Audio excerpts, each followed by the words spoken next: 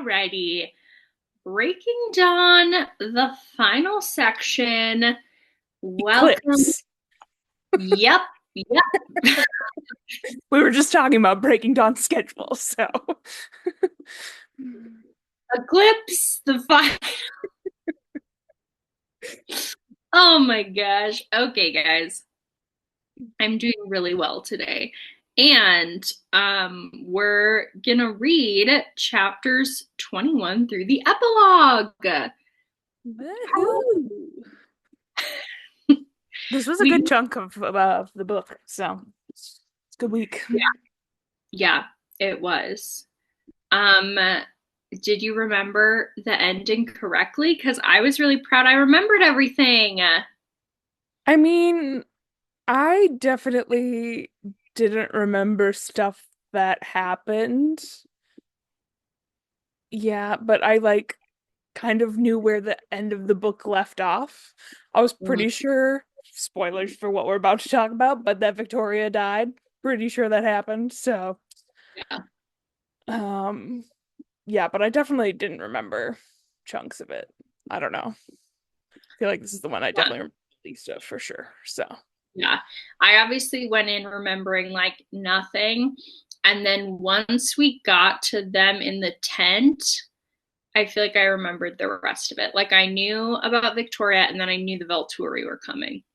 yeah, I totally remembered that they went off in the tent on their own and that whole thing. I remembered that, but I didn't remember for sure if the battle happened or what exactly happened with the battle and that stuff. And I did not remember the Volturi coming. So Mm, completely forgot that. But yeah. Because I knew they were who killed Bree Tanner. Anyways. yeah, that makes sense. If I had given it some more thought, maybe I would have gotten there, but I did not. Okay. Well, chapter 21, maybe the chapter I had the most notes on. I had a lot of notes. Well, no, I guess I just took a lot of notes. Okay, Yeah, I had great. a lot of notes this section, but a lot of them are irrelevant, just random things I was thinking about. Oh man. Yeah, the chunk we read goes through a lot because this chapter opens with Bella feeling not great that she's engaged. Like, I feel like we're really going back in Yeah, time yeah. to talk about this. Yeah.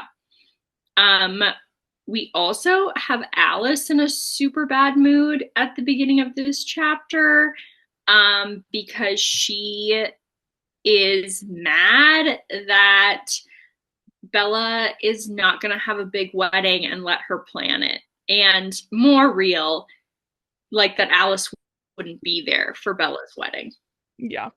I totally did not remember that Bella was planning to elope and Alice is the one who convinced or guilted her, I should say, not convinced her, guilted her into a big wedding. So, Mm-hmm. I do feel like it makes sense with Bella's character, but yeah, I did not remember that either. yeah. Yup. And Um, Edward's just like, yeah, we could do whatever. You don't have to tell people we're engaged and mhm. it's real chill about it. Very chill, very chill. Which at least he's meeting her like halfway in that, I guess. Yeah. I was honestly pretty surprised that that was his attitude. Yeah, I mean, it doesn't totally hold up Yeah. because, yeah. Yeah. Anyways, um, yeah, I also, so my next note is about Bella talking to Billy. Yeah, I was confused. I also had a note about Billy, and I'm like, what, is Billy in here at the beginning? Where does this Yeah, chapter? yeah, I cannot remember. I don't think she goes to La Push here, but because normally I write when she goes to La Push, but maybe she's just thinking about the relationship that Billy and Jacob have. I can't remember. Anyways, I read the beginning Oh, half. she calls Jacob. Oh, That's okay. what Yeah. it is. And Yeah. Billy answers. Yeah.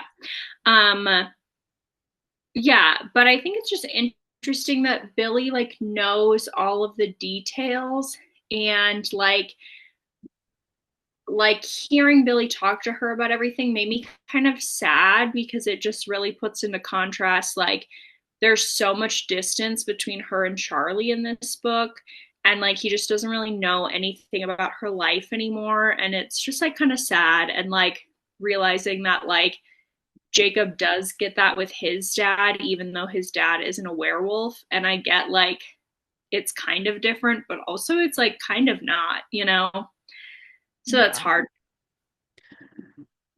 I don't want to spoil anything because I have a feeling it's a detail you don't remember about. Do you, how do I phrase this? Now Um, you have to say it. well, I don't want to like full on say exactly what happens, but do you have any recollection of what happens with Charlie at all in the story? Like, No. okay, okay. It's not a big detail, but it's something that I remembered and that I have questions about because I don't remember fully. So, Oh, but now I I don't want know. to Do know. you want me to tell you or not? Yes.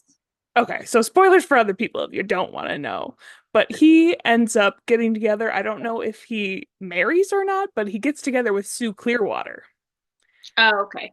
And I'm like, do they? I think they do get married eventually. And I'm like, does he then eventually know about the werewolves because he is married to her and her children are werewolves? Like, Yeah. And then he would find out about the Cullens. yeah. And also, it would make Cullen Bella was a essentially a vampire, half siblings with werewolves. Or not half siblings, step siblings, but yeah. yeah, with her daughter in love with a werewolf that she was into. Yeah, it's a lot. So But I complicated. just that kept coming up in this section. I'm like, what happens with Sue and how much does he end up knowing? And Yeah. From how much Billy talked about, I was wondering if Billy was going to end up with Sue Clearwater. yeah. I But think I they feel just like are talking about that so that you're more aware of her as a character for when Charlie does end up with her. So, like, okay. yeah. Interesting, interesting. Yeah, I don't feel like that spoils like the plot or anything. No, no. Just Yeah. Yeah. yeah. Interesting. Okay. Um yeah. Okay, yeah, then it's revealed after the phone call that Alice is mad that Bella and Edward are sneaking off to Vegas, which I already said. Um but I thought in this section the sibling dynamics between Alice and Edward were very funny. Like they just were very sibling-y.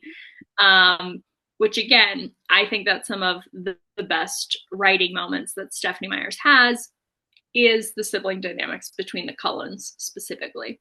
So yeah. Yeah, the whole thing with the diamond, especially I highlighted that because Yes. let's talk about Mm, that. yep. Okay.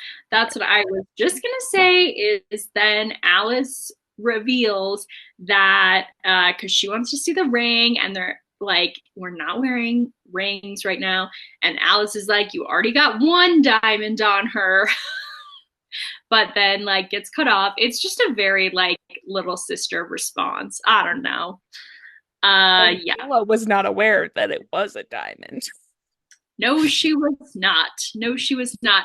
I when she brings it up later, like I think it's when they're in the tent and Jacob says something about it, or when they're like walking, not when they're Yeah, before I they're in the, genuinely don't remember if it's brought up again. I'm sure it is. So, yeah, it is. And then she mentioned specifically how big, like how many carats oh yeah. diamond it would be. So I looked up how much the diamond would cost, obviously. So we'll get to that. Yeah, I have some That's a questions about that too with like his mother. Like, I did not get the impression she was wealthy. So, yeah, look at I that. know. Yeah, yeah. I have the same thoughts. Mhm. Which we kind of talked about with the ring because I was like, Yeah. makes sense, but whatever. Yeah. So skipping ahead, we jump right into it's the day the baby vamps are coming.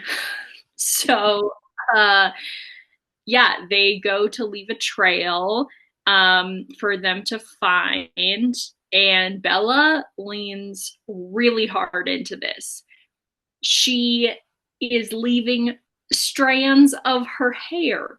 She like cuts her finger and smears blood. Like she's going hard on this leaving a trail thing. I feel like the blood is like too over the top because what are the odds that there's just gonna be like little dots of blood like randomly where she could like, you know, I don't know. I Yeah, feel like I it's mean, pretty obvious that it's intentional. yeah, but also like the baby vampires, I think don't have the like brains to figure That's that true. out. You know, it just makes them like manic. Yeah, So, for sure. but Victoria definitely that would be, I think, too obvious for her, Yeah. which clearly it is Yep. because she splits off from the baby vamps, as we will talk about more later.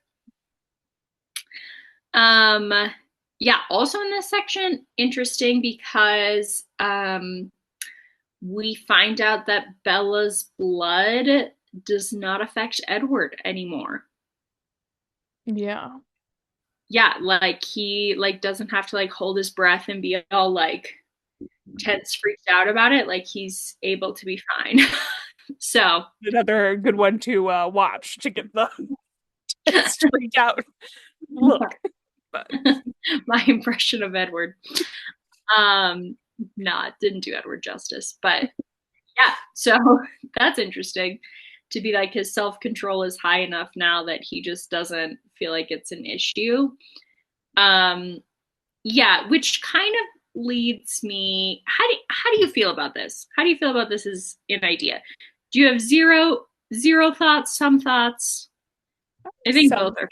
I feel like I mean he clearly has gotten better over time. I think him like saying it doesn't bother him at all is unlikely. I think he's probably gotten more used to it, and it definitely bothers him significantly less compared to, when he thought he was going to murder a classroom full of children. So, yeah. So I think it's gotten better. I can't remember. I was going to say something else, but I forgot what it was. What are Mm. your thoughts? Yeah, I will say I think the most of the characters have been driving me crazy in this book, with the exception of Edward. Yeah, Edward is like finally like being the character I want him to be. And so I mostly appreciate that he has suddenly become this like more selfless, self-controlled character. And I think that like makes sense, and I like that in this book he really is more overtly the good guy with just a couple like jabs in there. But this feels like the in like a symptom of like an extreme character shift, is it like, if that makes sense. And I'll explain more of what I'm trying to say if it doesn't. Last week I talked about how something that I think I realized I wasn't as into pretty much any of the characters in Twilight compared to other fantasy books I've read more recently. And some of that reasoning I think is because the characters really don't have arcs. And I realized an exception to this is kind of Edward. Like, Edward has had a bit of an arc, and especially going through Midnight Sun, we see a little more like he actually changes, even though he's supposed to like be unchanging, and that's a whole thing, right?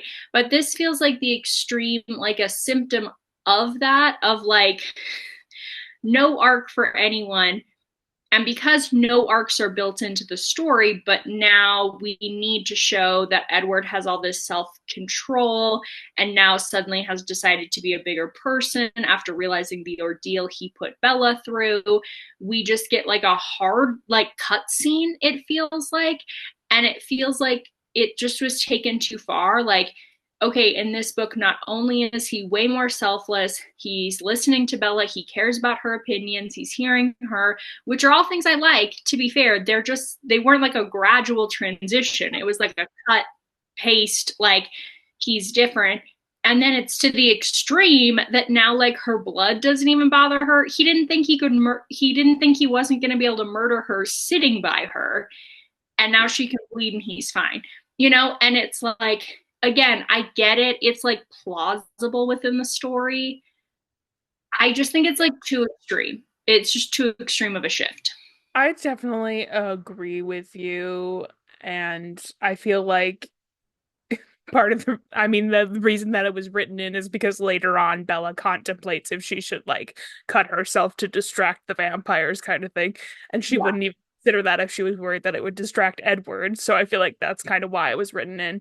But I also do think like that even stuff in like Twilight, when we were reading it, there would be these weird things that Edward would do or say or something and would be like, what the heck? And then you read his perspective and it does make more sense, but they are these kind of like sudden changes. So I feel like it's kind of in his character also, but I do think it's difficult to accept that this all happened at once and we didn't see any of the gradual change at all. So Yeah. Yeah, I think that's really fair. And true, like in Midnight Sun, he is kind of a like 0 or 100, like just flips on a switch kind of character. Um, that is really true. Yeah, I don't know. I don't know. It just, yeah, I think I don't like it's fine. And I think of how much richer the story would feel if we got those like big arcs throughout it. It would be like a much more satisfying story than it is.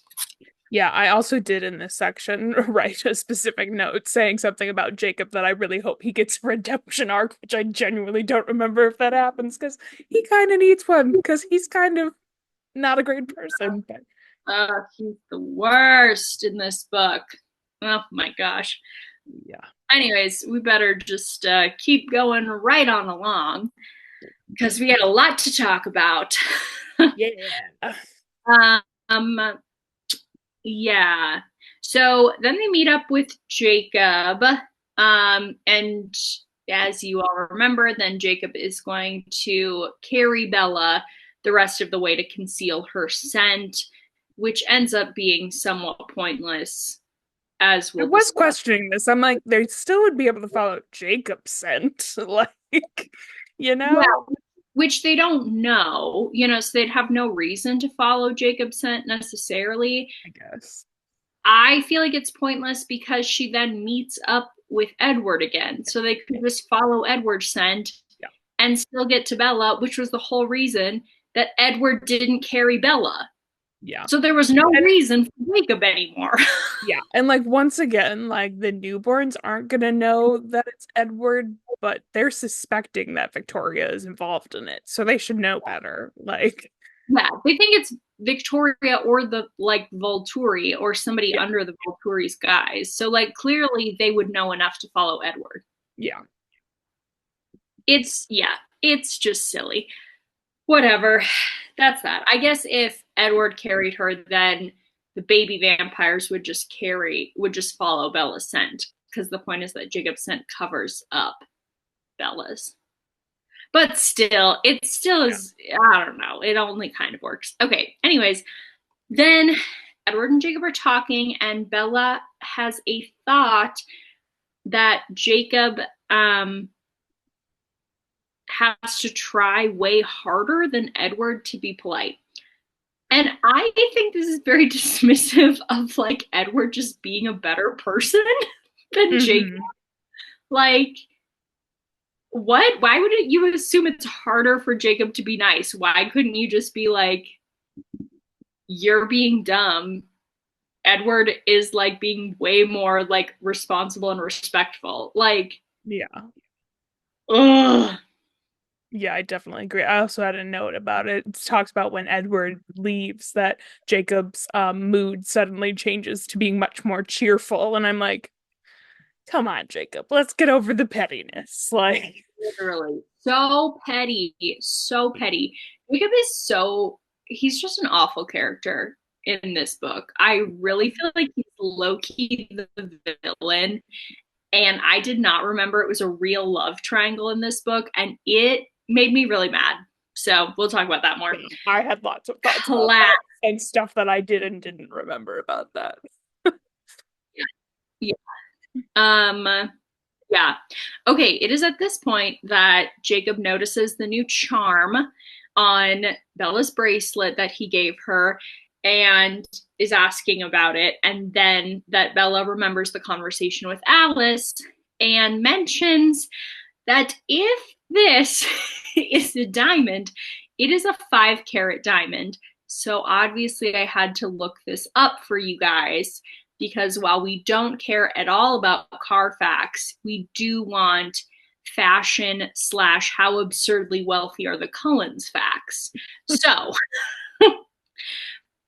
there's quite a range for a 5 carat diamond, but if you were looking at the conservative end would say if you're looking at a lab made 5 carat diamond, that is a $10,000 diamond. Which is However, actually not lab made because it's no, from the 20s.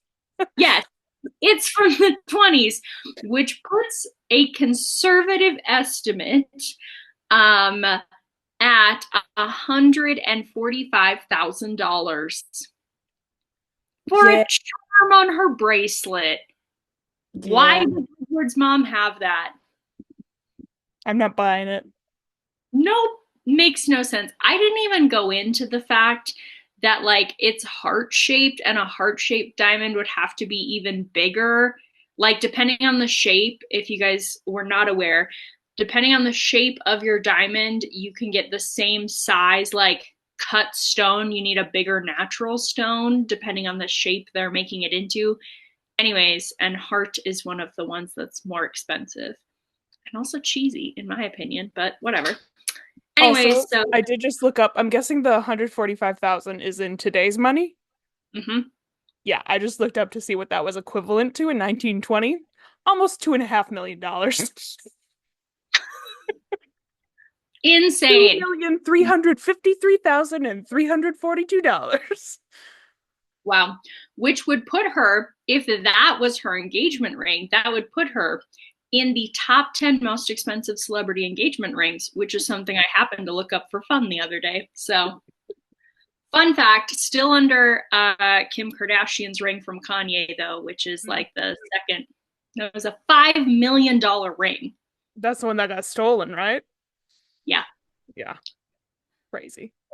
Yeah. Crazy for a lot of reasons. Anyways, but yeah, up there with the top celebrities. Also, if you know, for reference, think about Kim Kardashian's massive ring. Seems very Oh, unlikely. insane. Anyways, um, yeah. So that's that. There's just some extra trivia for everyone. Then Jacob is just the worst in the rest of the section. Yeah, this is He's where I had the note about hoping he gets a redemption arc. okay. Yeah. Um, tell me some of your thoughts.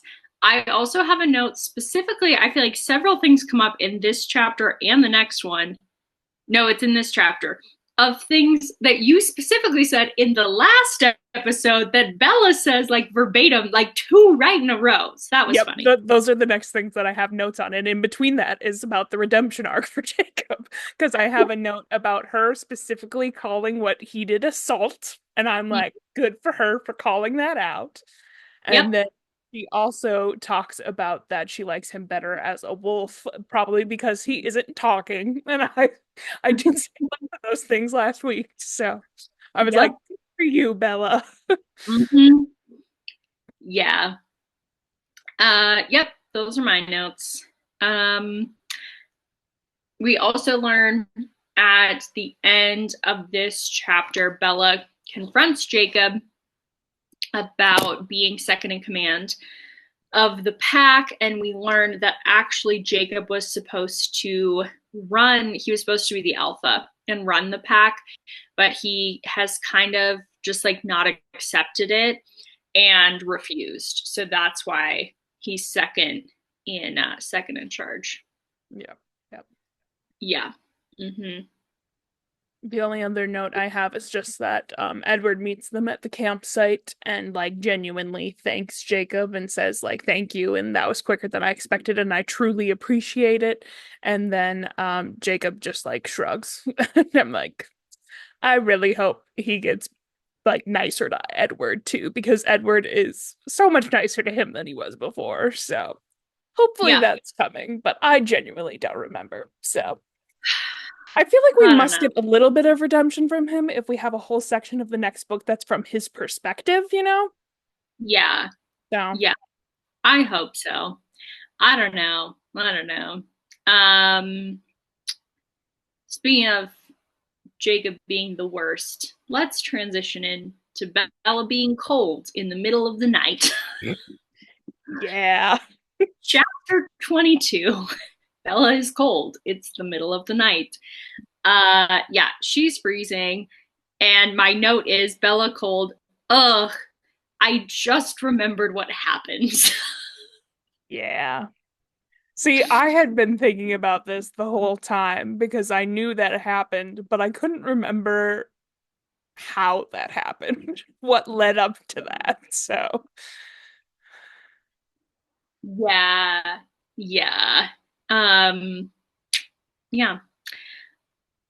Eventually, it's decided that Jacob is just going to get in the sleeping bag with her to be her space heater, which I guess is kind of pragmatic, but it feels like him just sitting in the tent will eventually warm up the whole tent. So he could have maybe stayed in there for like 10 minutes in the sleeping bag and then just sat in the tent with them. or at least like be next to her while she's in the sleeping, like getting them both in the sleeping bag seems over the top. Yeah. And he's shirtless. Yeah. In the book, he's shirtless. And It's then not even. he has the audacity to make a comment that she would warm up faster if she took her clothes off, which Yeah, is just way over the line. yeah. It's just nonsense. We get a lot of Jacob and Edward arguing. Honestly, like you guys know, I hate love triangle tropes. I hate it. Miscommunication tropes, love triangle tropes. Two of my least favorite things to consume in any way in media. So I just was grinding in the worst way through this. But let's see, where are we at in the notes?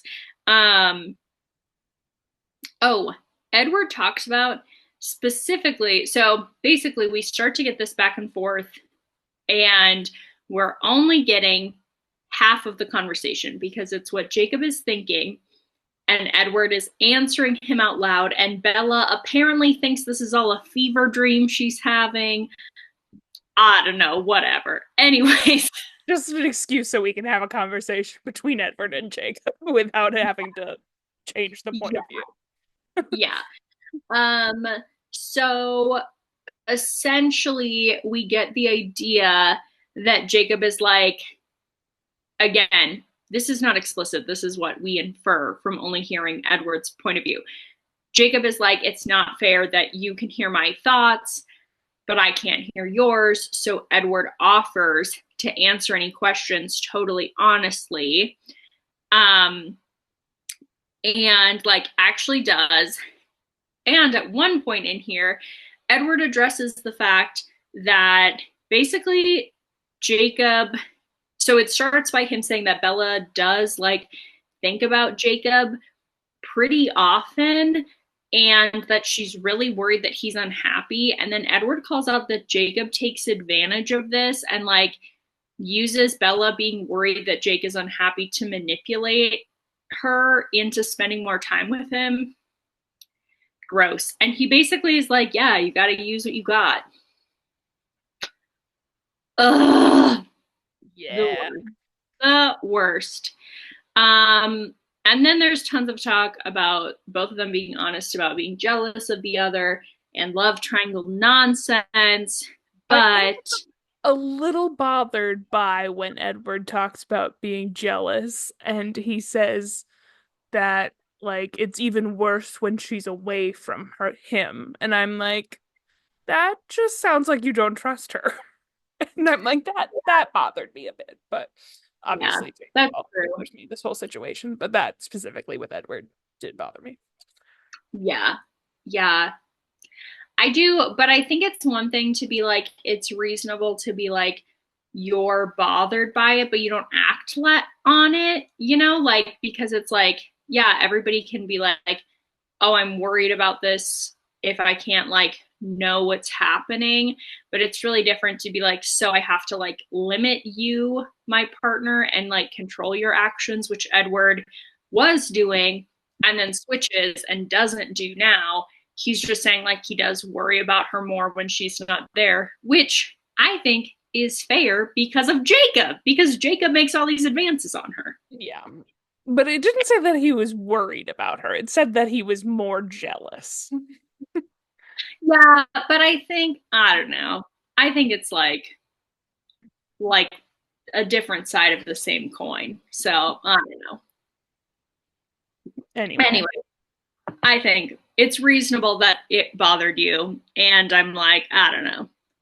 I felt like in context it didn't bother me, but yeah, I do think it makes sense. The chapter ends with Edward being mad about the third wife story, which Jacob assumes is because it paints vampires as the villain. And Edward is like, no, you dummy. Who do you think Bella relates to in that story? And it's like, obviously, the third wife sacrificing herself. So, yeah. Mm-hmm. it's also pointed out in their conversations about how like Jacob talks about that he would always like be there waiting for her if something were to happen. And Edward does point out that even if they did get together, he potentially could end up leaving her because he didn't have a choice like Sam and Emily, which is something I kind of didn't think about at all, but it's true. Yeah. Yeah. So true. It So also true. had me wondering about how the whole imprinting thing works because spoilers, we know who he imprints on, and I'm like, if Bella did choose Jacob and that child never came into existence, would he ever imprint on anybody? Like, is it a fated thing before the person's even conceived kind of thing? Or I just yeah. Right. So Yeah. I was just Yeah. thinking about that. I don't think there's an answer to it, but Yeah. I think logically, if you believe it's like a fated thing, which is where I tend to go, then it's fate that like Edward would choose Bella is fate. So then it's fate that they, but have what their if he daughter. like died, you know? Yeah. Yeah. Yeah, that kind of thing. Yeah. I don't know. Yeah. I also think, yeah, is it always like when do people find out? Because generally, we've gotten the idea that everyone has imprinted within a year or two of becoming werewolves. Yeah. But like, we don't have any examples of like, yeah, what if she chose Jacob and they got married and have this whole life? And then he all of a sudden imprinted on somebody else at like 35. Like, Yeah. you Yeah, know? because I think that the only reason that those people imprinted as soon as they did was because they already like knew the person. Because like, what if they meet someone later on, you know? Yeah. Yeah. Anyway. Yeah, because we know that, I mean, we know Sam imprinted on Emily. That was when he first met her, when she came to town. Yeah. Or there's, I think it was Jared already knew the girl that he imprinted on, and it just like happened. Yeah. Anyways, lots there that we'll never get answers to. Yeah. Yeah. Mm. Anything else you want to add about 22, or do you want to jump into 23? I'm ready to jump into 23. Okay. Chapter 23. Um, we open, Bella wakes up. Edward, true to his word, is done being nice at first light.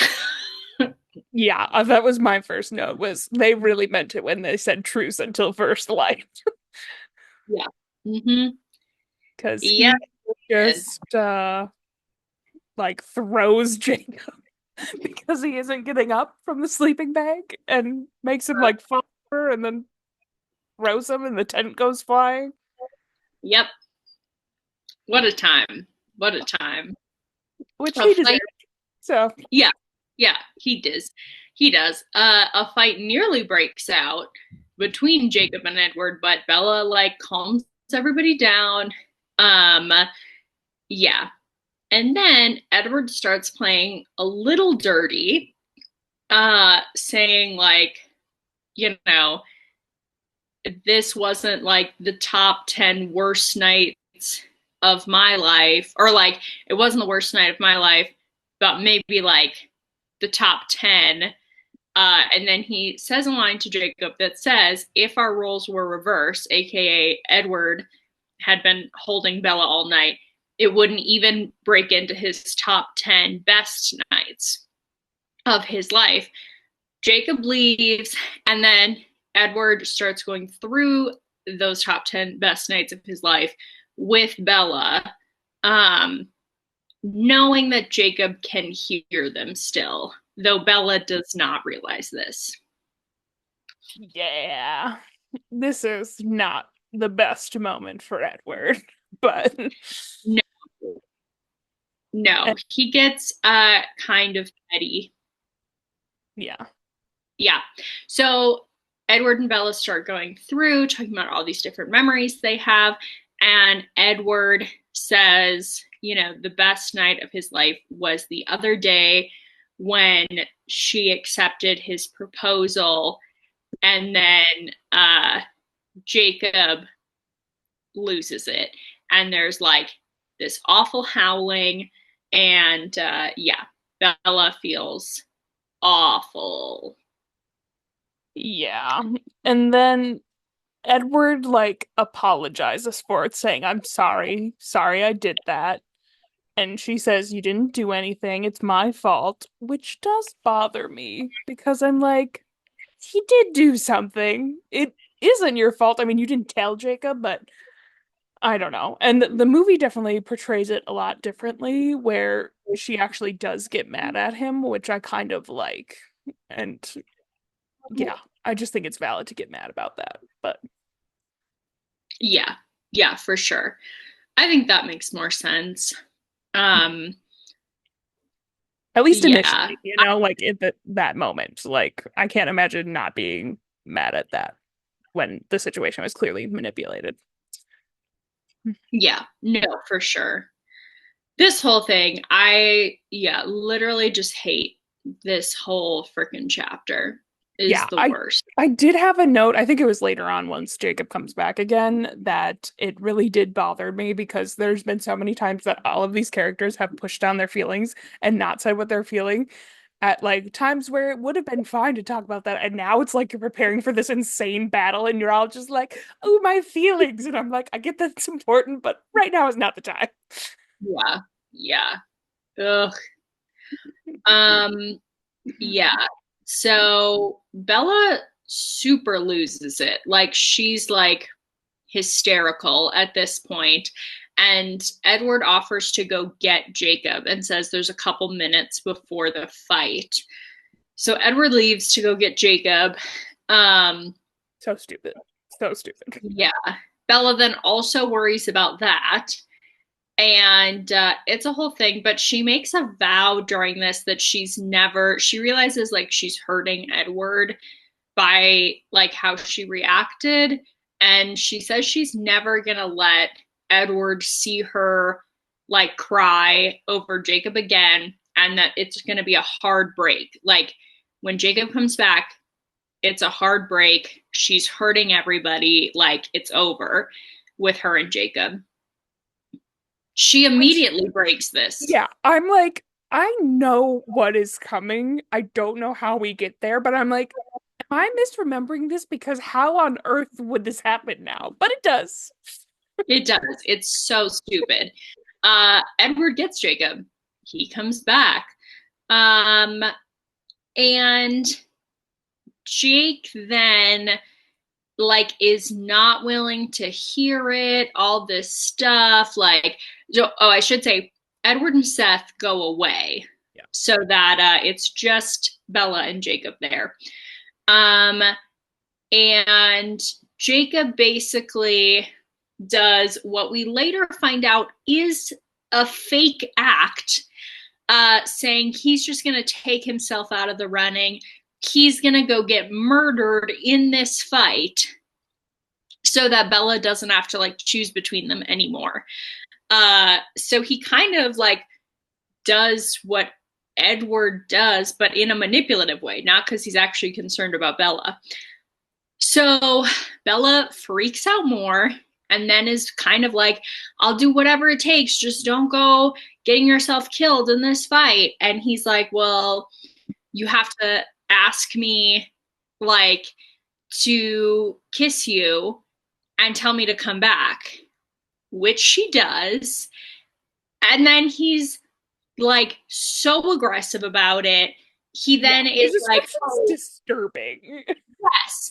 And he's like, oh, you don't, like, you're not putting any feeling into it. Like, you really don't care if I, like, go. Like, he's so gross about the whole thing.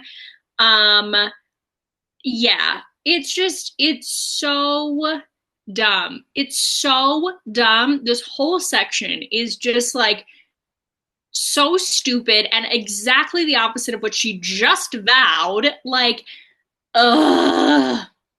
And Yeah. then she realizes while she's kissing him that apparently he'd been right all along and that he was more than a friend. And I'm just like, you've been insisting he's like your brother for 3 books. What? This is so dumb. I forgot it became a real love triangle. Me too. I hate this. Yeah. I remember that they kissed. I did not remember she had actual feelings. Yeah, I didn't remember they kissed again. I thought they kissed once in the Oh, no, I series. remembered this one, but Uh, it's just so stupid. It's so like manipulative and gross. And I just, yeah, the whole thing just made me so mad at every character. Like, yeah, I don't know. I'm not about it. Yeah, and mostly it's just so dumb. It's just so dumb. Like, why does that matter in the story? Why is this like? I just think this is such a dumb plot. It's so dumb. I don't know. Ugh. Give me more vampire wars. This is stupid. Like, yeah, I'm with you on that one. I want more of the vampire lore kind of stuff. yeah, we literally spend more time in this book. Like, I'm pretty sure there are more pages allocated to talking about Jacob kissing her and the description, and then her reaction and Edward's reaction. That takes up more of the book, the 2 scenes this happens, than the entire battle with the baby vampires, the entire battle with Victoria, and the interaction with the Volturi. All are less Yeah. than descriptions and the anguish over this situation with Jacob. Ugh. It's so dumb. I was so mad. I feel like I wasn't mad when I read it the first time, though, which we do have to remember this was written for teenage girls. Yeah, I don't know. I feel like I was mad at Jacob too, like when I read it the first time, because I remember being shocked that people were Team Jacob. Hmm. Like, and I think it's because of this book, because I was like, he's such a like awful character. Yeah. Like them being like good friends does not make up for how shitty he is in these books, you Yeah. know? Like, I don't know. I don't know. Yeah. Anyways, anything else you want to add about 23, or do you want to jump to 24? ready to jump to 24. Okie dokie.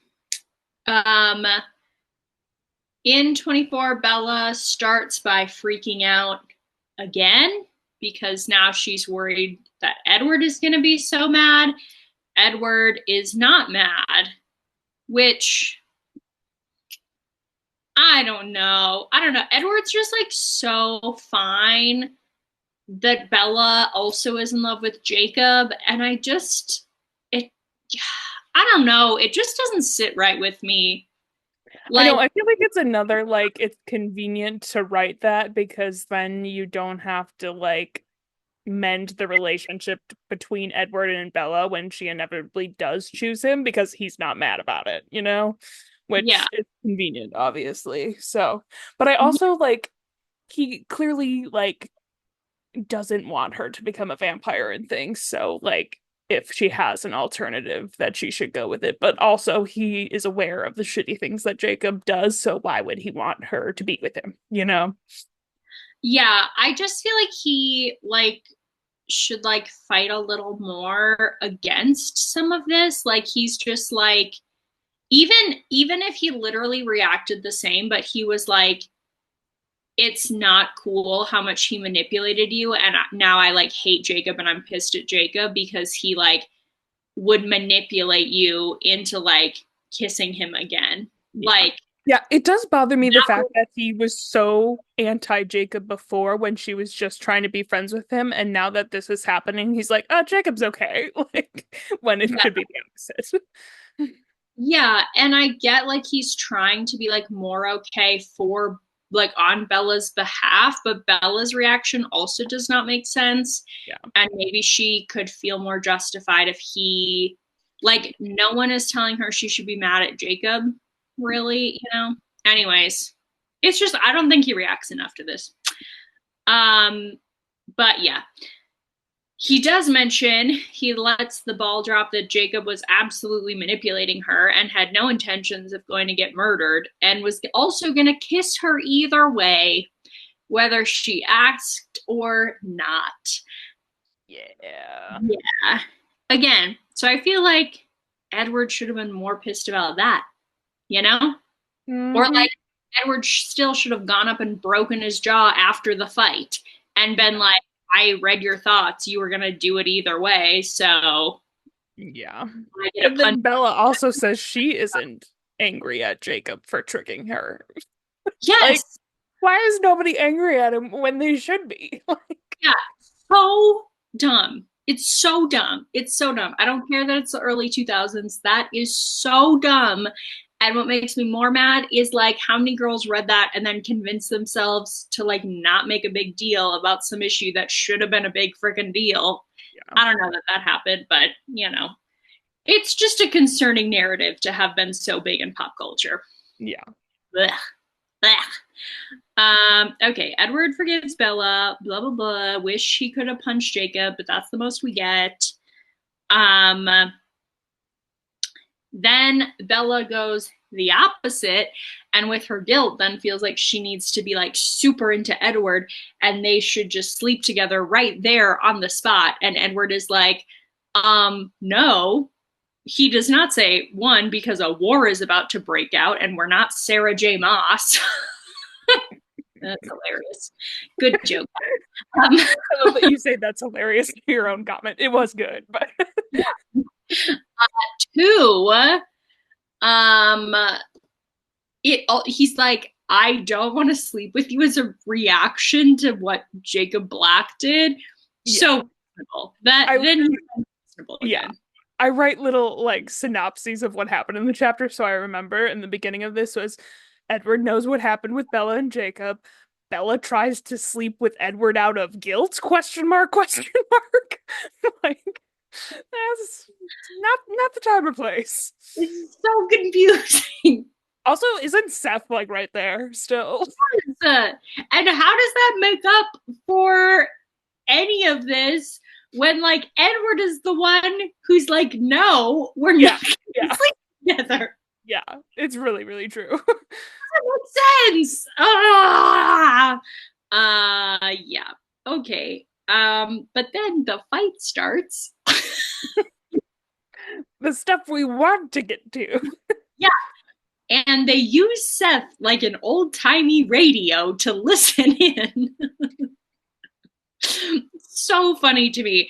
And then Edward is half explaining what's happening to Bella, half reacting, half saying out loud from Seth's perspective, which gets a little confusing.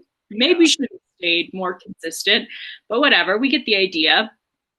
I feel like it's realistic though, you know, like you wouldn't just be explaining exactly what's happening. Like you wouldn't be making comments, but yeah.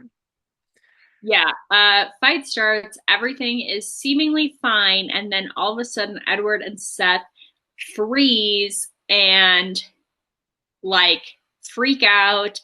Edward, I'm still kind of confused. There's the comment about the tent ripping apart, and then Bella is like face to face with Seth, which made me think Edward just like ripped the whole thing down super fast. Yeah, that's kind of how I interpreted it too, but I don't know. It feels unnecessary to like break down camp before you run from the vampires. Also, the tent, wasn't it already broken down from the morning with Jacob? I mean, maybe not to the full extent, but yeah. But yeah, then Edward grabs Bella, runs, and has her like pinned against a cliff face while he is standing in front of her being protective because Victoria's here.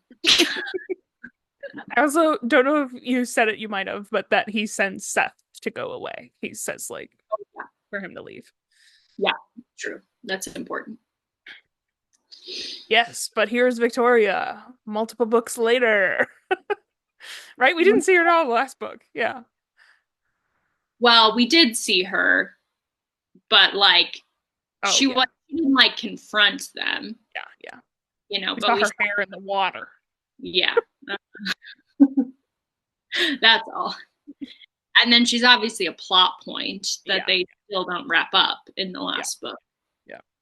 Thank goodness they didn't let that go for another book. Yeah. Kind of insane that this has gone 3 books. And like, I don't know, have we even heard her speak up until this point? Like, we have not. That's crazy.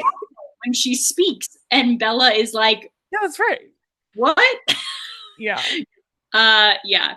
So Victoria's here. Important to note, she is with another vampire who we later find out is probably like a year old. So still in the newborn strength phase, but with like a little bit more self-control. And this vampire is named Riley, which we find out when Edward, after reading his mind, immediately begins to try to negotiate with Riley. So, yeah, very interesting. So at this point, we have not heard Victoria speak yet because Edward is just talking to Riley and they're going back and forth. Edward trying to convince him that Victoria is not in love with him because apparently he has been convinced they're in love. And she actually does not care about him. And Edward's trying to convince him that she's just manipulating him and all these things. And then Victoria speaks and is like, I warned you that they'll play all these mind games with us. And Bella is like, what is her voice? And all I can think about in this scene is in the Emperor's New Groove. Do you know what I'm going to say? I don't think so. I haven't watched that movie in a while, but it's this intense scene, and then Yzma takes a potion and turns into a cat, and then she does this like cackle to go speak to Emperor, and then she says, "My voice," and like in a super high squeaky voice. Is this my voice? Anyways, and that's what I think of with Victoria. She has a high pitched voice like a little girl who should have pink ribbons and bubble gum or something. Anyways, what a time. Nonetheless, it That's doesn't where work. Callie's mind went. Yeah, it doesn't work. Victoria and Riley together are gonna go attack, but then Seth comes back. Yeah. At one point, Bella is thinking that she's so glad that Edward sent Seth away, and I'm like, she clearly does not know what's about to happen. Like, she was, yeah, Yeah, not there. nope. Um, yeah, yeah. Yeah, so Seth comes, he starts fighting Riley. Um, we get, so then it's like 2-on-2 at least, and we get some of this. It's, I think, a pretty intense scene. One thing that we learned during this that is super interesting is Edward reveals what Victoria's power is. He finally figures it out, and it's that her power is escaping, like that she has a supernatural ability to like find how to get out of situations. And he even says to her that James never loved her and only was using her because he would get into these dangerous situations and then like need a way to flee safely. Which, Yeah. what are your thoughts about this? Because we had talked about them being mates and the whole like fate thing, and what are your thoughts around this? Yeah, I thought it was interesting because you specifically had said like you didn't feel like they were very believable, like Yeah, together as a couple.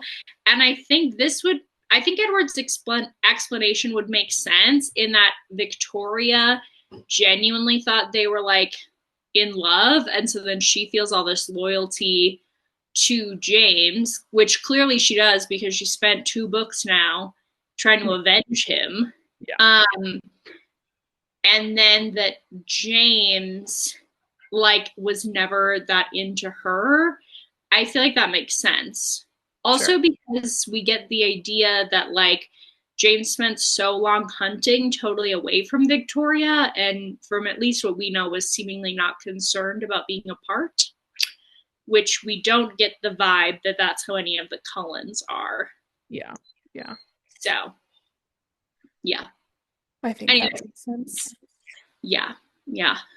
But it also could just be what Edward's saying to like rile her up, which Yeah. also makes sense in the fight. My note, like verbatim, was like, if Edward is telling the truth, there's a dent in the mate's theory, but not really, because it's possible that she was just using him, and she thought that, but Yeah, yeah.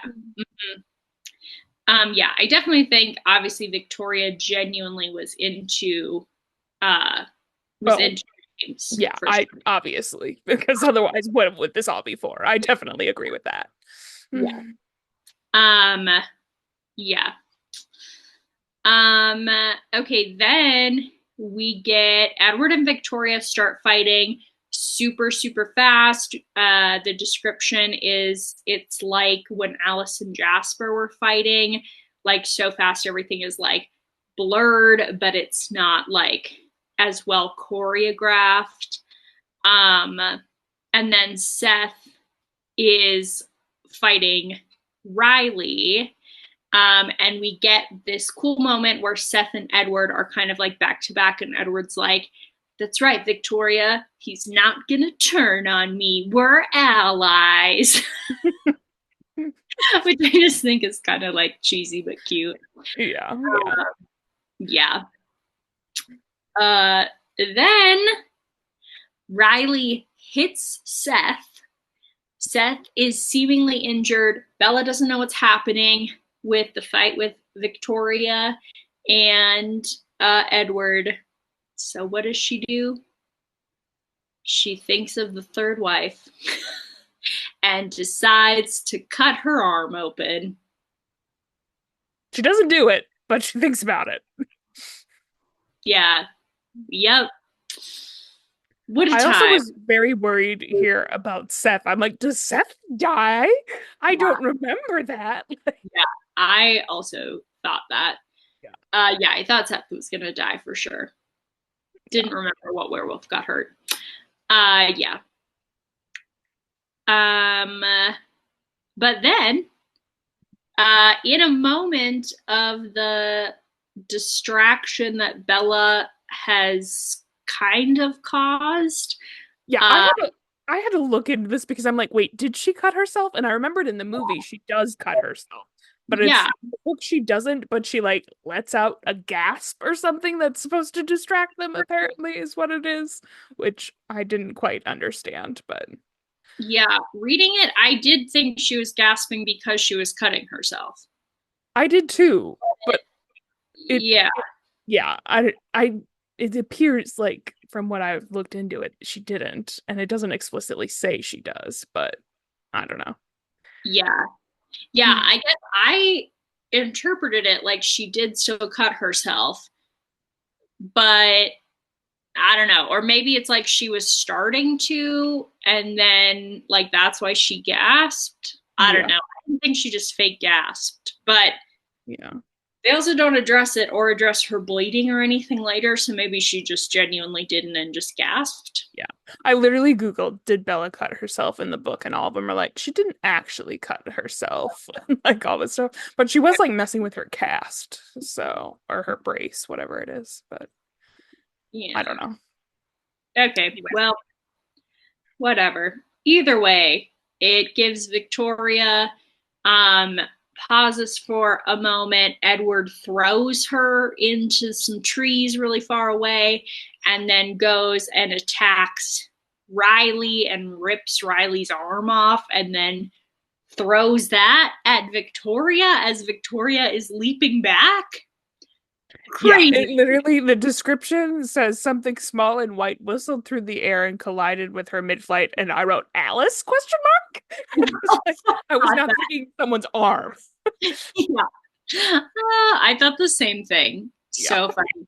Or I thought maybe white because I was like, Alice's hair isn't white. She's just pale. And so Yeah. then I thought maybe it was like Rosalie or something because she's blonde and this was going to be Rosalie's redemption arc. Yeah, we weren't thinking dismembered body parts. So it was an arm that Edward ripped off Riley. Uh, yeah. Then Victoria lands with the arm, kicks the arm aside, like it's nothing. Seth jumps over, rips off Riley's other arm, at which point Riley screams for Victoria, the person he thinks he's in love with. She does not care at all and just goes on trying to kill Bella. Yeah.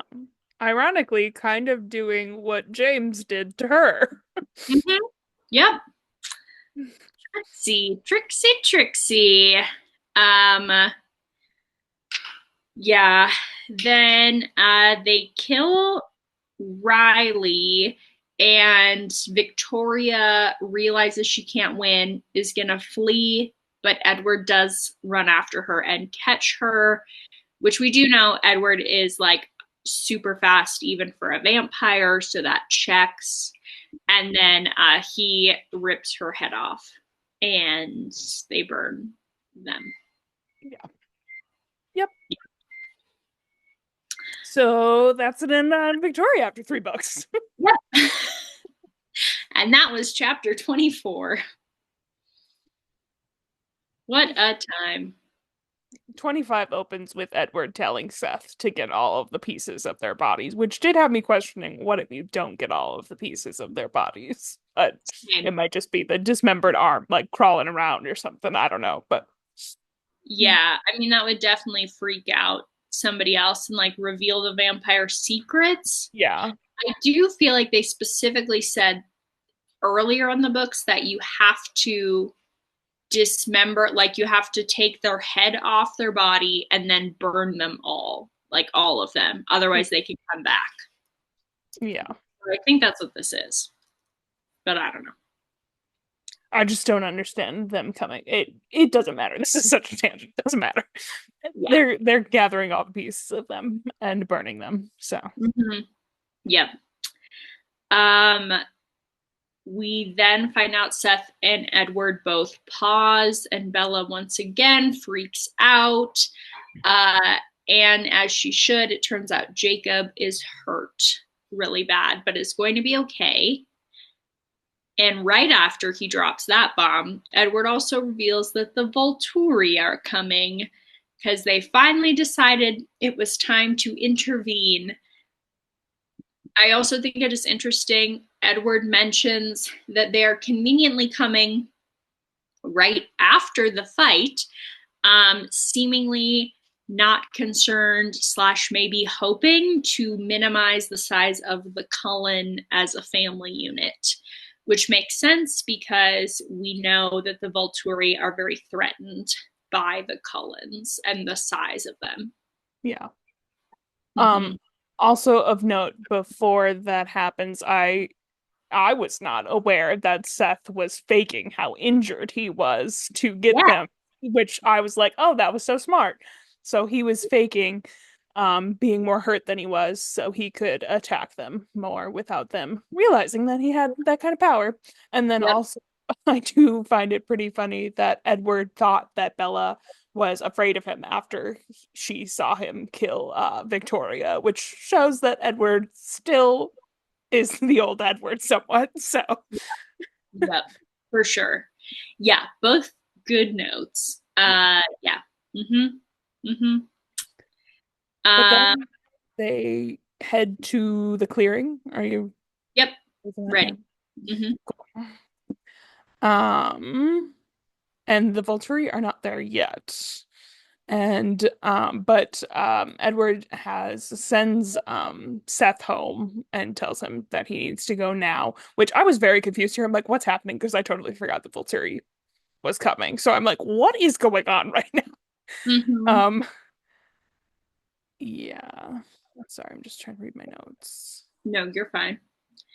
Um, the other thing that's really big here, so we get a kind of a jump scene because Bella, after finding out that Jacob is injured and the Volturi are coming, passes out. So Yeah. then she wakes up in the clearing with all the Cullens, um, and them kind of around her.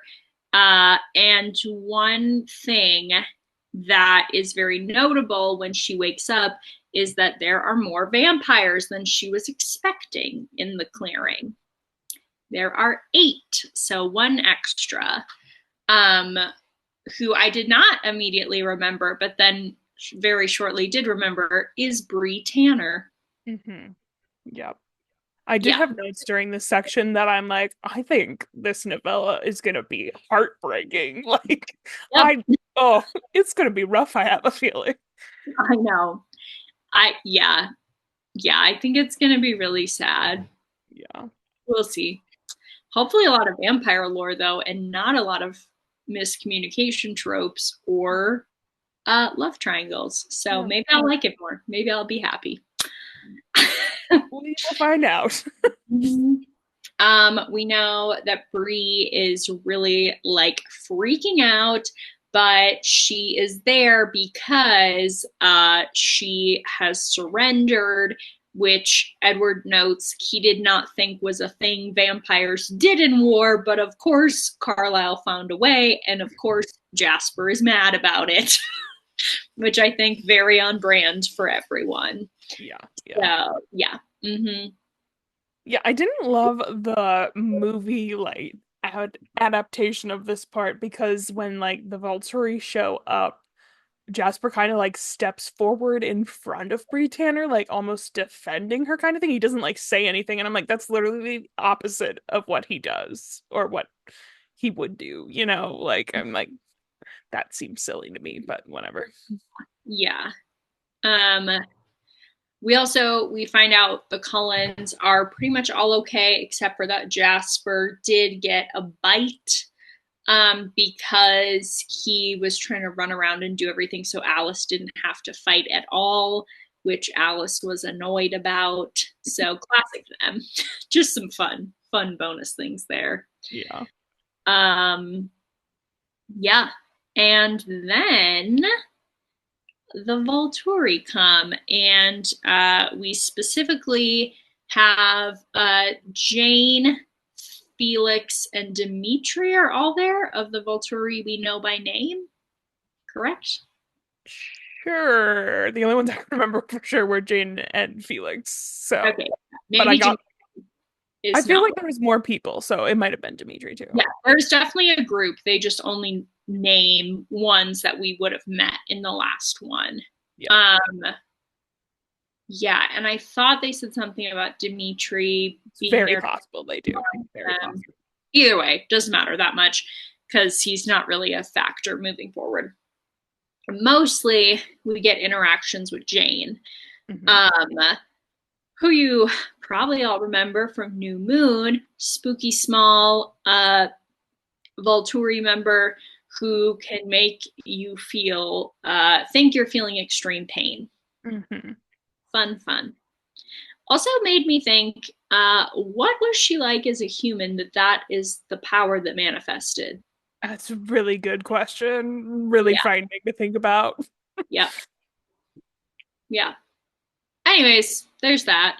Um, but yeah, so uh, Jane comes and then is hearing about the battle and finds out that there were 18 baby vampires plus two more, one more slightly older, like year-old vampire, and Victoria, who turned them all. And she is pretty freaked out by, like, you don't, I guess I should say, you don't know that she's freaked out, but she's clearly taken aback by this information. And my interpretation is because she then feels very threatened that she thinks the Cullens have totally acted on their own and that they were able to take out an entire army of 20 vampires by themselves in like an hour or two, you Yeah. know? I think she was fully expecting for at least one of them to be dead. Yeah, for sure. Yeah, with no casualties to the Cullens. Yeah. And I think that's like super threatening to the Volturi because that makes them a very powerful clan, you know, Yeah. seemingly the most powerful outside of, or maybe including the Volturi on the planet Earth, which Yeah. is interesting. Yeah. So, yeah. Um, then Jane starts torturing Bree Tanner seemingly for no reason. Like she does it before Bree is even resisting answering her, basically to scare her into telling her whatever she wants. Whatever. We know Jane is supposed to be the baddie in this, and she fulfills her role as the baddie. So, you know. Yeah, because Carlisle tries to interject and be like, I think it's Carlisle who says like she didn't know the rules, and she's Yeah. like, well, that doesn't matter. It's irrelevant. Like they aren't allowed to break the rules even if we don't know them, kind of thing. So Yeah. Yeah. And there's like no exceptions. yeah, Yeah, we do learn what is very interesting and very smart of Victoria. Bree reveals, yeah, there was like 20 newborn vampires, but some of them got in fights and killed themselves on the way.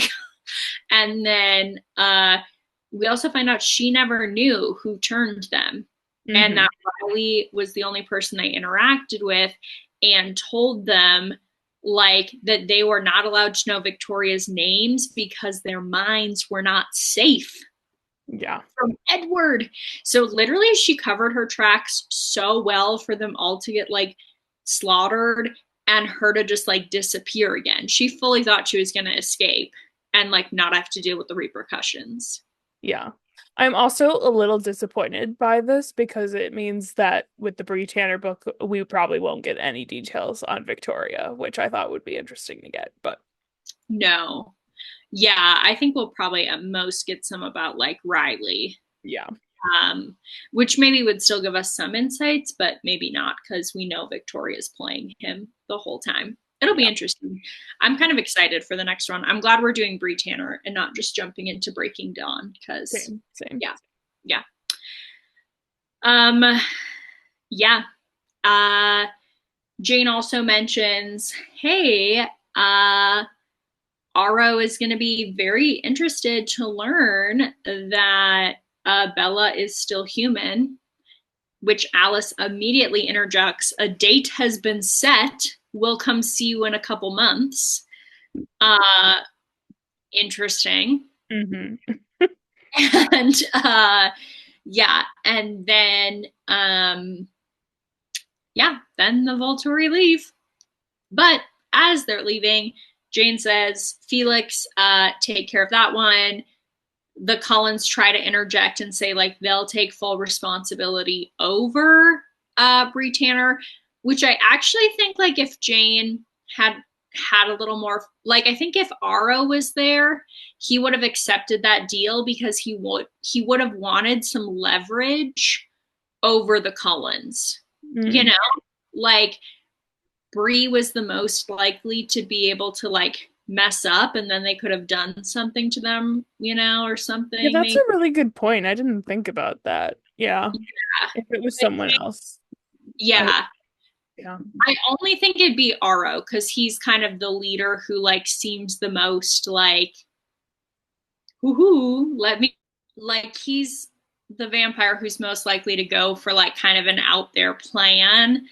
Uh yeah, in hopes that it would like work out to his advantage, but without a guarantee, where I feel like all the others are kind of like this is the rule, we don't stray from that, Yeah. end of story, which is how Jane responds. AKA, she says, there are no second chances. We're the Volturi. We have to basically uphold our reputation. Yeah. Kill her. And she does. She dies. Yep. Which is What why a the next book is called The Short Second Life of Brave Tanner. yeah. Yeah, it's honestly, it's going to be just like the baby vampire war dynamics and then uh this. Yeah. I don't I think it'll be interesting. I do It'll too. definitely be more of the vampire lore stuff, which we've wanted, so Yeah. And it'll be good perspective on what Jasper went through. Like it might be interesting, yeah, to reread Jasper's backstory when he talks about his experience at the end of yeah. the book. Yeah. Just to compare kind of how Victoria is running her newborn vampire army. Yeah. Yeah. Yeah. Then we jump into 26, unless there's something else you want to add. Nope. 26. All right. Ethics. When this first they were talking, it's talking about the counter in Alice's bathroom being covered in 1,000 different products and beauty things. And I'm like, are we jumping right to their wedding? I don't think that's what happens, is it? Like I thought Alice was getting her ready for the wedding and I was so confused. Yeah, that makes sense. Yeah. I mean, you guys know, I did wonder if the wedding was in this book, but no, it's in Breaking Dawn, Yeah. which I'm like, so much freaking happens in Breaking Dawn. This is going to be insane. That's why it's two movies. Yeah, makes sense. Yeah. Okay.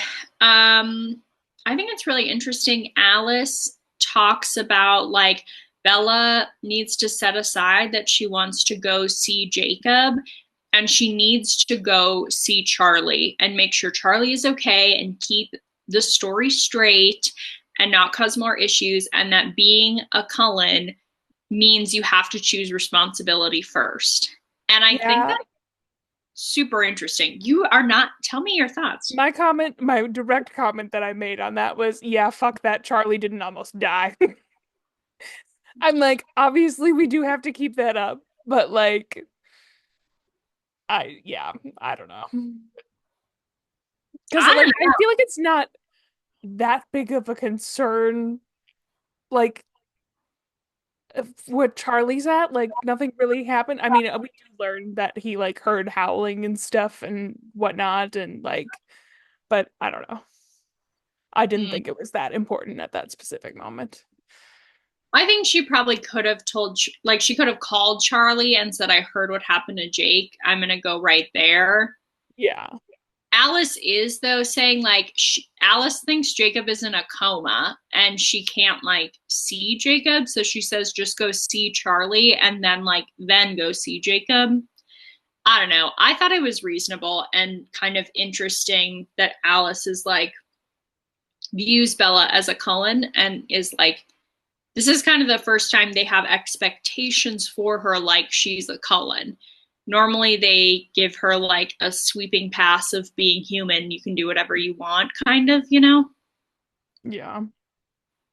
So, yeah. I get what you're saying though. Yeah. I don't know. Yeah. Just the fact that she like literally like passed out from seemingly panic around the whole thing. And, I don't know. Yeah.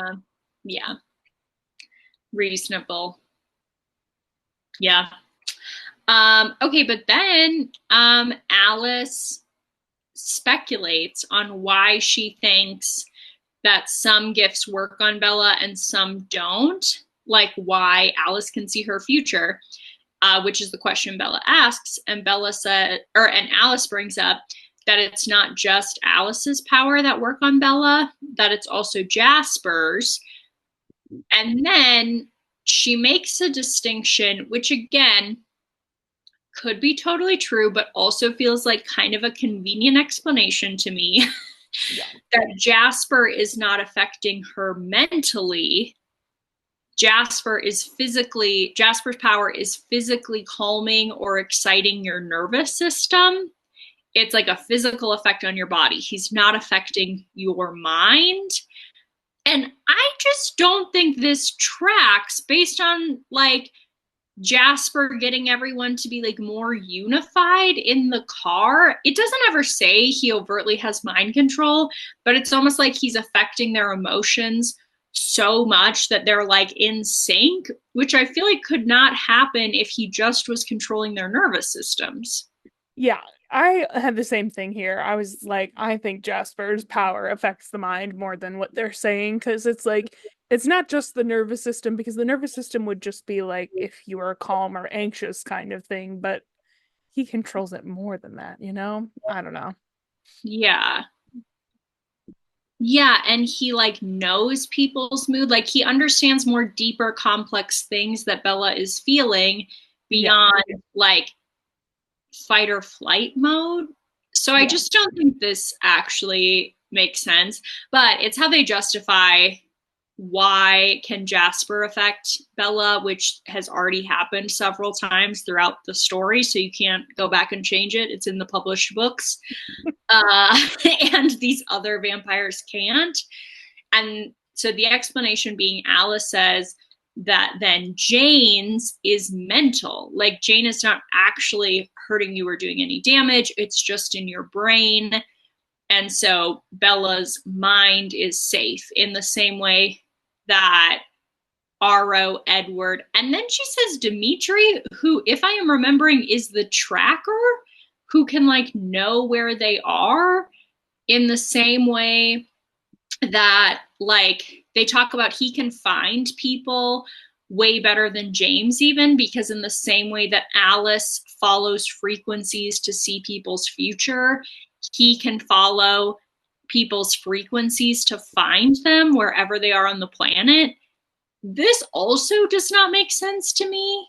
yeah, Why, if it's about the frequencies, why could he not find Bella, but Alice could find her frequency to be able to see the future? yeah. So, I mean, Alice does make a point to say that she's not affecting like her mind, but really Dimitri isn't affecting her mind either. So, yeah, he's just trying to find her. Like, and the idea that it just shields from all powers. I'm like fine that Alice, like, to me, it makes sense. Yeah, it's like not an issue for me that Alice can see the future around Bella and that she's not blocked doesn't bother me. It just feels like you didn't need to add the thing about Jasper or Dimitri, and both of those make me be like, wait. yeah, But yeah, what? I guess they do need to address Jasper because that clearly has already happened, but why do you yeah, need to tell Dimitri? That feels like meaningless. Except for that Edward theorized Dimitri couldn't find Bella. yeah, But yeah, I don't know. I don't know. Yeah. Bella does go home though, to move right along into the book.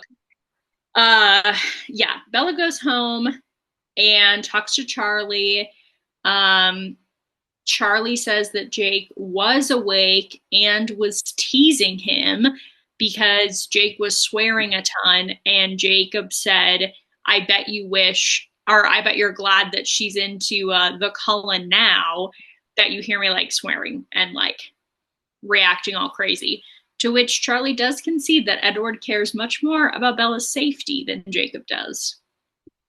I do have a problem with Charlie here, however, about him saying, he says, I don't know where he picked up that vocabulary, but I hope he hasn't been using that kind of language in front of you. And I'm like, you're upset about that, but not at the fact that he assaulted your daughter.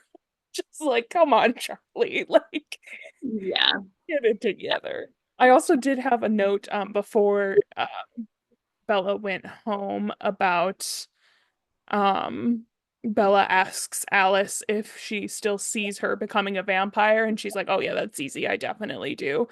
And Bella's like, "I just wanted to be sure." And Alice makes a point to say that she's only as sure as Bella is because if she changed her mind, that's when her future would change or disappear in your case, is what she says. So I'm like, are we just supposed to accept that like everybody, well, Alice at least, knows that Bella has some type of feeling for Jacob? And I don't know. That whole thing bothers me. But I mean, it's still clear that she chooses Edward, but I don't know. You think in this it was saying like Alice was saying that it was like she knew that Bella was into Jacob also? Yeah, because Bella asks about if she still sees her becoming a vampire, and she's like, yeah. And she talks about that if Bella changed her mind, that she would see a change, or in her case, to disappear because it would be with the werewolves. Oh, yeah.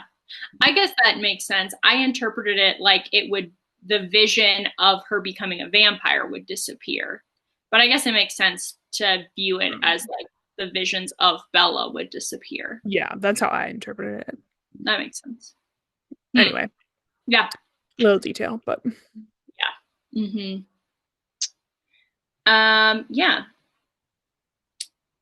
Then Bella goes to see Jacob. She also then I guess I don't know if you have anything else you want to add before then. well, we just hear a little bit more from Charlie about what happened with the day and about like how him and Billy were out on the water, and that what did they hear a howling or something, wasn't it? And then Yeah. immediately turned around. And Charlie is worried about the wolves returning potentially, and then we hear about how there sounded like an animal that was in serious pain, and then that's when Jacob showed up. And it's like, you're so close to having it, Charlie, so close. Right. But He also talks about Billy having like a premonition kind of during this. Um, and that being like he's not superstitious, but that's it's crazy that he like knew this was happening. And then he gives Bella a lecture saying that it's okay if she like disappears with Edward and he has this like sense that she's leaving him soon, but he wants a heads up. yeah. Like he wants to know in advance so he can properly say goodbye. Which I'm surprised I don't have a note about because that's pretty important. Yeah, I just highlighted that. I didn't write a note, but he just says, "Will you tell me before you do anything major, before you run off with him or something?" She's like, "Okay, I guess you're being silly, but yeah," even though Mhm. she's fully engaged Yeah. and planning a And wedding yeah, and planning to be a vampire and never see him again. and that. You know. Yeah. Oh, I guess I do have that note. Oh well. Okay. Then Bella goes to see Jake. um, he's in a whole ton of braces and looking fragile, she says. Um, yeah.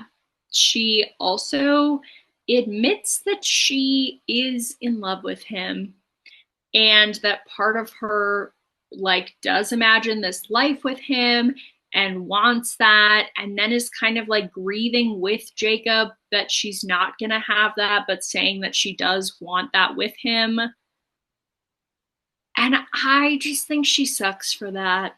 I don't know. Like, It's a shitty situation. And I did have a note in here that I think like is a valid point. Like I feel like they would be together and okay if Edward was never in the picture, but that's not what happened. It is clearly not where it's gonna go. And yeah, it's she didn't go about it the best way with all of this. no. And Jacob acts like this is like good, like he's glad to like hear her admit that. And the only part that makes sense to me is because then he doesn't have to wonder if she accepted her feelings and would have chosen him. Like if she accepts her feelings and still picks Edward, then he knows he like really lost, quote unquote, you know? Yeah. Um, which I guess that makes sense. But I just feel like every character in this book reacts weird to the inappropriate time the other character decides to drop some major revelation. Like, that's been the theme of Eclipse. Yeah. So I just, yeah, I was just like annoyed. I was annoyed with this.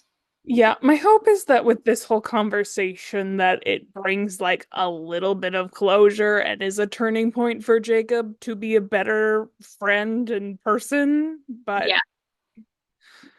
Yeah. He does say he's going to like be better moving forward. Like, he's going to be a good friend. Yeah.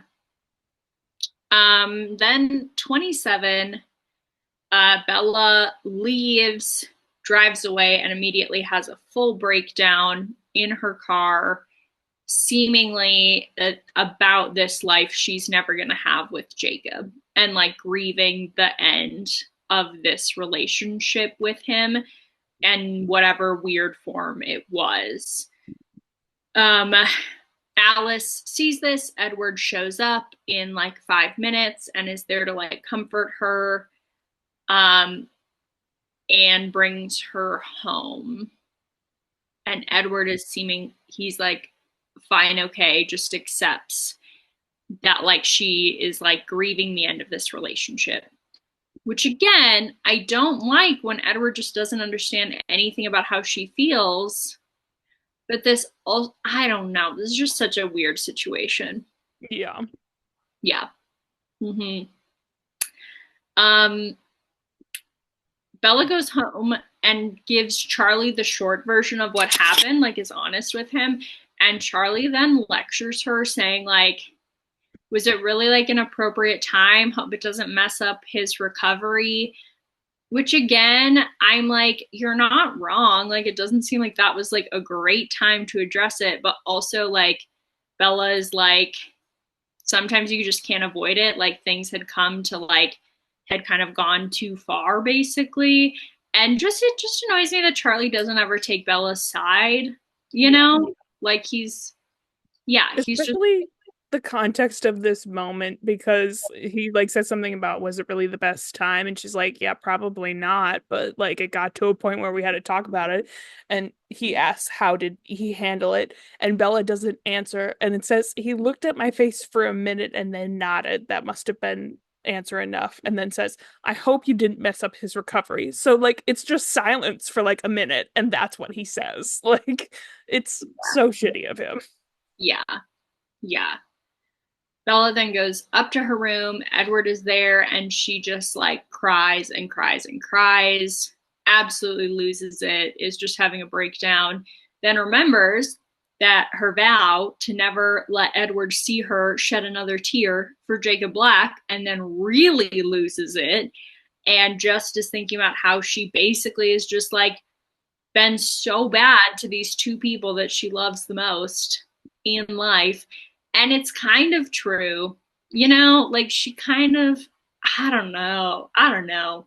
I had a couple feelings here. She talks about an analogy that she talked about earlier about them being magnets and like pushing against each other. And she said that she realized she had been wrong about that and she had been the one pushing them apart, which I'm like, I hate her saying that because she was pretty transparent about what she was doing with both of them and like they did things wrong too. So I didn't love that. But I also made a note that I really related to her about her thinking about the promise, realizing she made a mistake and freaking out even more. I'm like, that would absolutely be me becoming hysterical over that.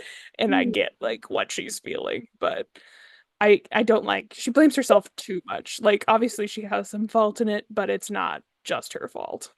Yeah. Yeah, I don't know how all simultaneously Bella blames herself too much and Edward and Jacob both don't blame her enough in some Yeah. way, Yeah. like it just, and Charlie blames her too much. It's just like so messy. No one reacts appropriately, it doesn't feel to me. It's really true. Yeah.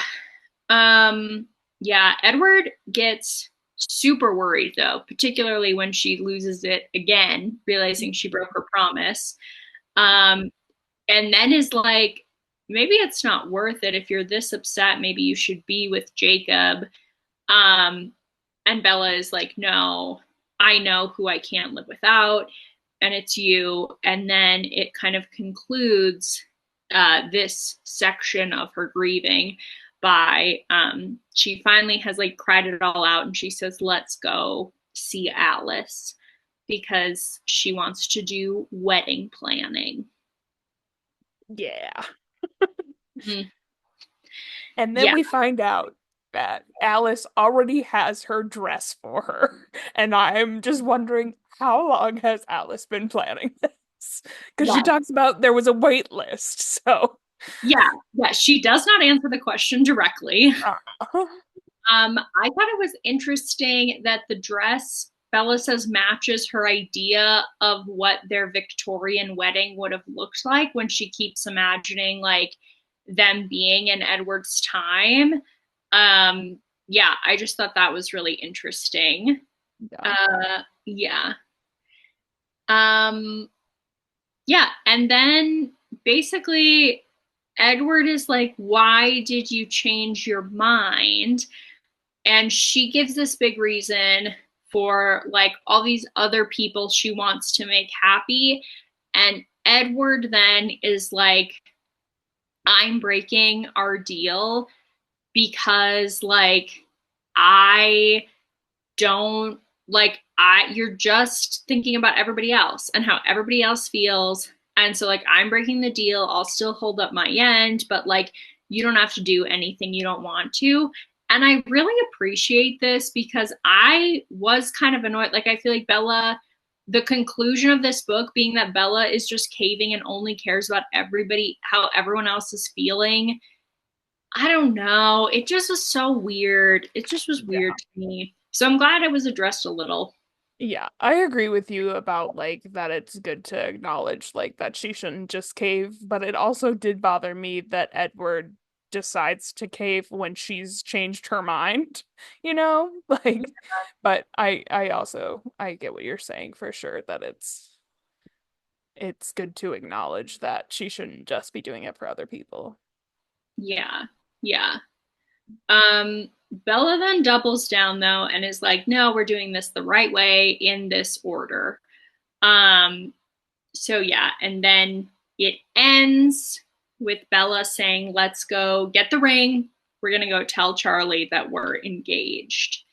And that's how the book ends for Bella's POV. And then we jump into the epilogue, which is from Jacob's POV. Hmm. And my immediate thought is it's talking about Leah, and I'm like, are they supposed to like be trying to convince us that Jacob ends up with Leah or something? But that quickly goes away. Yeah, yeah, for sure. It is just Jacob being so annoyed with Leah, which Yeah. apparently everyone is. Yeah. Um, yeah. And Jacob is kind of going crazy, having everybody's thoughts and perspectives and all these things. He's super mad and just wants to be alone. He's annoyed that he has to carry around crutches and a sling and pretend this lean into this whole motorcycle story. Uh yeah. Um he also thinks about Leah brings up that like vampires normally kill people when they turn them. So he's worried Edward is going to kill Bella, which clearly he does not know. Edward has literally already drank her blood. Like there's 0% chance he would kill her. Yeah.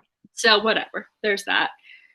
Um, but then Jacob gets the wedding invite. to which Bella and Edward's wedding.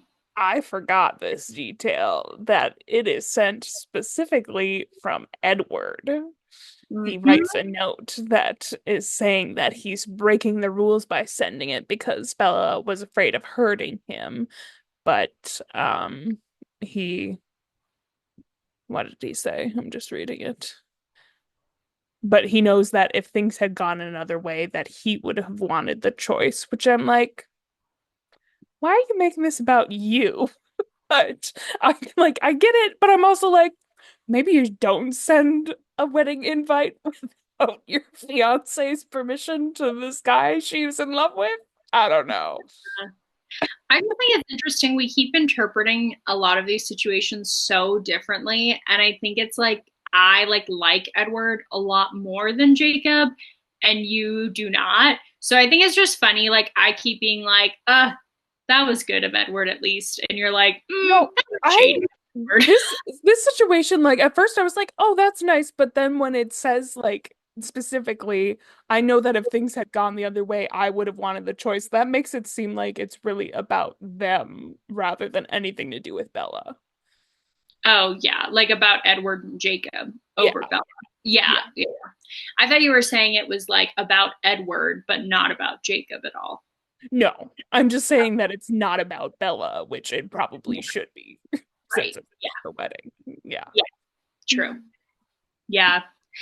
Um, yeah. Jacob does not respond well. He turns into a wolf. His boys are going to come find him, and Sam makes them stop, not follow Jacob, and then get out of wolf mode so that Jacob can be alone in his head, which he thanks Sam for, and then he just runs away and says he's going to become a wolf and never hear anything again. And that's where the book frickin' ends. Yeah. And I am left once again being like, did I hate this book? I think I maybe hated it. Mm. I Which is didn't not, read this book yet. I forgot to do that. I know, I was thinking about it and then I couldn't decide because it had some of my like favorite scenes.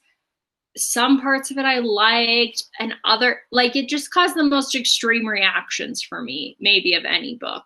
Yeah. Like, I hated so much of it. I hate the ending. I just like so unsatisfying. I felt like everyone reacted weird. Yeah, so I don't know. I don't know. But I'm glad we're going into Bree Tanner. I think I feel better about that than jumping into Breaking Dawn. So, yeah. I agree. And while I'm with you with like the being upset with the characters and their decisions and what was happening and stuff, I did find this book much more like captivating than the previous ones. So, Yeah. Yeah, maybe like the plot was not bad, but I just hated the characters in this book, even yeah. characters I've liked in other books, you know? Yeah. So I don't know. For me, the redeeming thing was Edward was so much better in this book than he has been. Uh, But it was kind of like questioning why that happened, you know? like the arc didn't track for me. So yeah, I don't know, but the plot for like vampire wise was interesting, and I think the baby vamps is like a really interesting concept. Yeah. So yeah, yeah, Which we'll learn more about in our right. next book. In the next book, Amy, why don't you tell everyone about when we can expect to read The Short Life of Bree Tanner? Yeah, so we are gonna do the whole book in one episode because the book's only about 170 pages.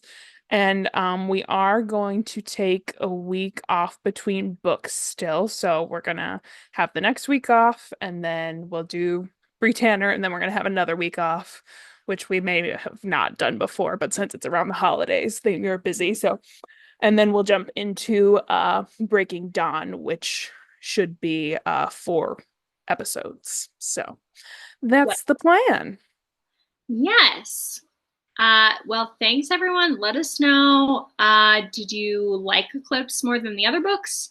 Did you dislike it? Tell us your thoughts. As always, send us a message, follow us on socials. Yeah, and we appreciate you reading along for so many books now. Yeah. Thanks, everybody. Bye. Bye.